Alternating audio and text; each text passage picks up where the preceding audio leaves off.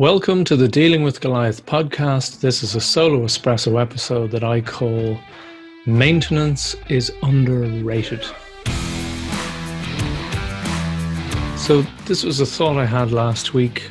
I was talking with a few people in a training that I join in on. And we were reflecting back on any insights we may have had.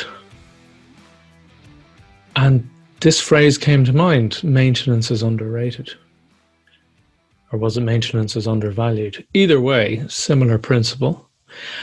Because I was thinking, we're always, well, at least I am, and I know a lot of my clients are, not everyone, but a lot of people, they're trying to regularly or continually trying to improve, trying to grow, trying to be better, stronger, faster, to expand in some way, to get more done, to do better work in the same amount of time, to be learning new skill sets, new models, new anything.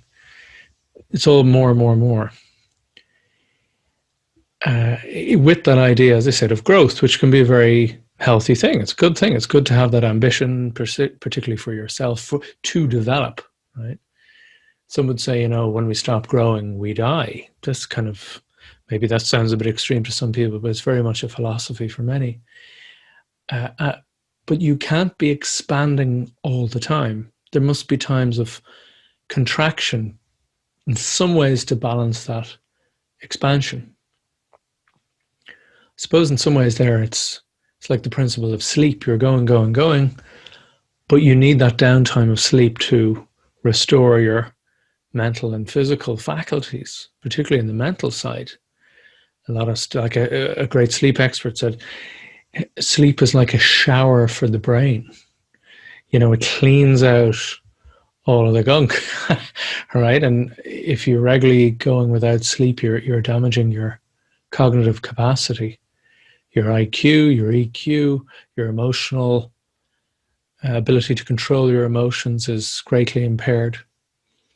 Same with your impulses. That's why often insomnia and a lot of those sort of things go fairly in parallel with not being able to control your weight, for example. Anyway, but going back to it, I suppose it's one of these ideas of production versus production capacity. So you think of an old printing machine, and it can do so many prints per hour. But if you have it going at 100% or 98% all the time, that machine is going to burn out. It's going to be factors involved in the machine that it essentially needs to rest. It needs downtime, and it needs often care and maintenance, right? So if you're driving it at 95 or 100% the whole time, it will burn out. It'll break down.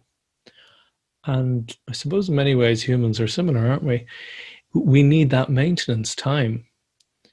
Downtime is important.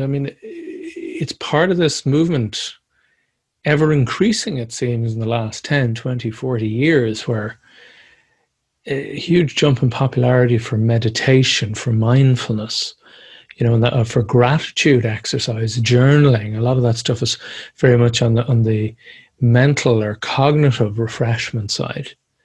But then you have yoga, which is, for many people, a bridge between the physical and the mental, resetting, maintenance, restorative action, and then all up to, gym workouts and highly intense training, which also has benefits. That one could argue after that, then you're kind of resetting and your muscles restore and you get fitter and stronger. So there are restorative things for both the mind and the body, or both at the same time. But we still fall into this trap when I heard the phrase, an American use, hard charging. I don't consider myself too hard a charger, but I know what he means. I'm not that crazy, but where at the end of the day, you end up saying to yourself, you have to watch the self-talk. It's one of the most dangerous and detrimental things. You say to yourself, but I've only got this done. Or, I've only done this. these few things, not all these things I had intended to do that were my objectives. And that's dangerous stuff. As a friend of mine said to me once, he said, the subconscious is a phenomenal servant and a terrible master. And I think it's kind of the same. The subconscious becomes more aware to us when we notice our self-talk, mostly our automatic self-talk, before we catch ourselves. That's often a little mirror, a little window into the subconscious. So you gotta be careful what you're saying to that subconscious. You're training a beast, you know. In every regard, you have to be careful what you're saying to it about lack, about loss, about expectation, about fear, about all these more negative things, about particularly to do with self-image, about being enough or not enough. But I digress once again. But it is that question of what is enough. Sometimes keeping up to par, doing the minimum to keep yourself in good working order, sometimes that's enough.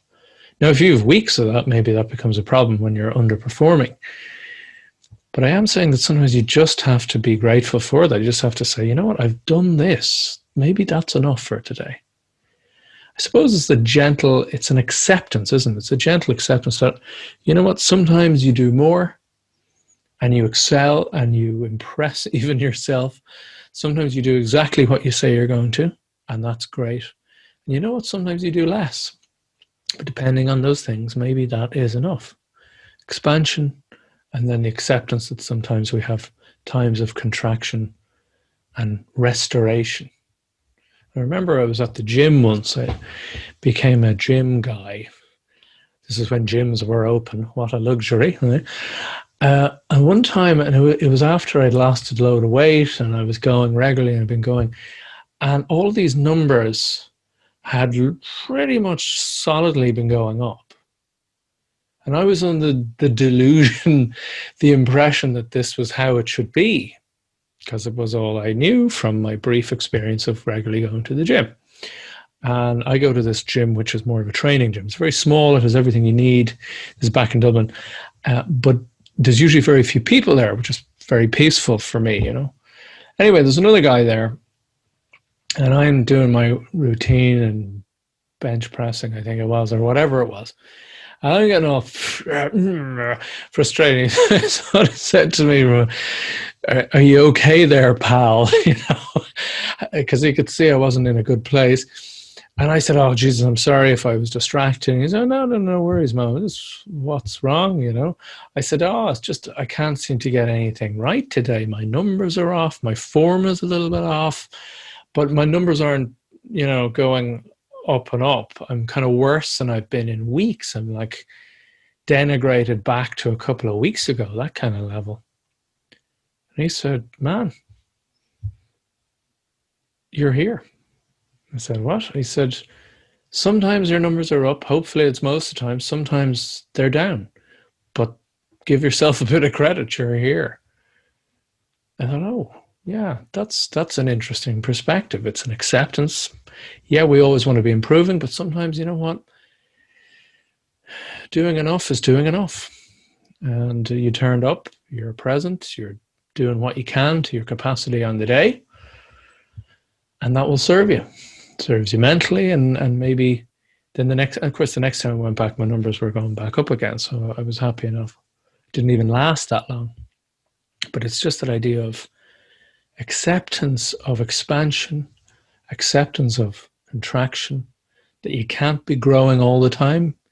But even though when you plot it over time, you're still on this upward trajectory. You just zoom in on those upward trajectory graphs, and there's, you know, troughs and plateaus, and then you're up again, and plateaus and troughs, and then you're up again. And I think that's a key idea. Acceptance, give yourself a break. These are trying times for all of us. But even when they're not, sometimes you need to just step back a little bit. So maintenance is undervalued and maintenance is underrated.